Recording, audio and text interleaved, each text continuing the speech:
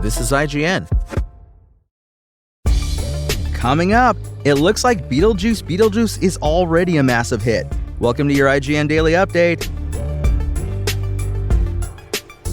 But first, The Legend of Zelda Tears of the Kingdom was almost called Tears of the Dragon, famed Nintendo developer and Zelda series producer Eiji Aonuma has revealed.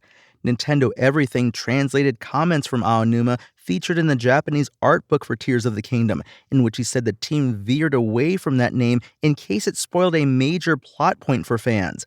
Tears of the Dragon, Nintendo thought, would draw too much attention to the light dragon which flies around Hyrule and lessen the impact of the surprise reveal that, final spoiler warning, Zelda is the dragon herself. Letting it slip that the light dragon is Zelda would have been a problem, and this had an effect on the title too. One of the candidates for the title that made it to the end was Tears of the Dragon, Aonuma said. Tears of the Kingdom was one of the biggest games of 2023, both critically and commercially. And the Amazing Spider-Man star Andrew Garfield has denied he's returning to the Marvel Cinematic Universe's Spider-Man 4.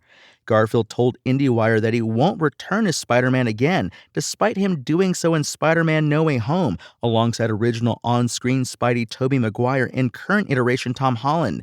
The internet is a big place, Garfield said. I think there's a lot of people who will just say anything to get clicks, so you might have been duped, I'm afraid. That's not to say Garfield isn't duping fans himself, though. The actor lied to all but 3 people about his return in No Way Home, so he could be doing so again. But it would perhaps soften the impact of that film if Marvel retread the exact same ground. That didn't stop fans calling for more of Garfield's take on Peter Parker, of course, as Amazing Spider-Man 3 was trending online following No Way Home's release. And the actor has said he's up for returning too, but only if it felt right. Practically nothing is known about Spider-Man 4, and it's not even officially confirmed as of yet. Original Spider-Man director Sam Raimi similarly poured cold water on rumors he'd return for Spider-Man 4 alongside Maguire, though.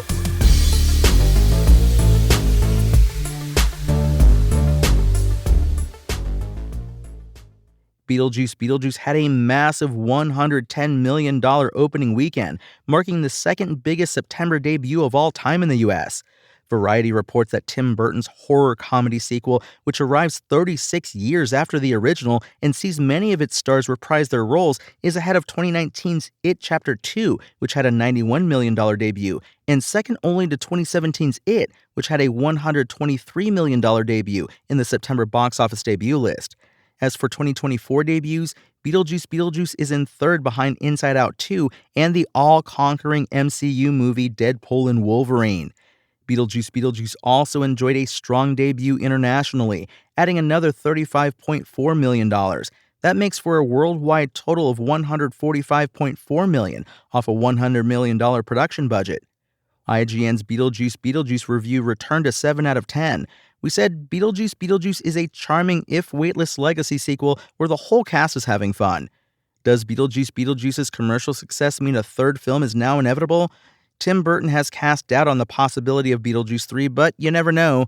While we wait to find out, check out our Beetlejuice Is There a Post-Credit Scene plus Ending Explained feature at IGN.com.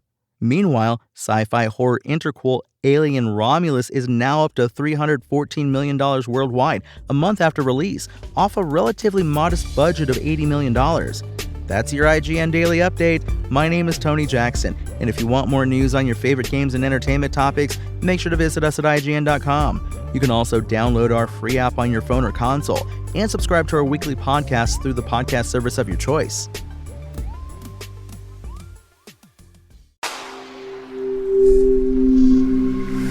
Spoken Layer.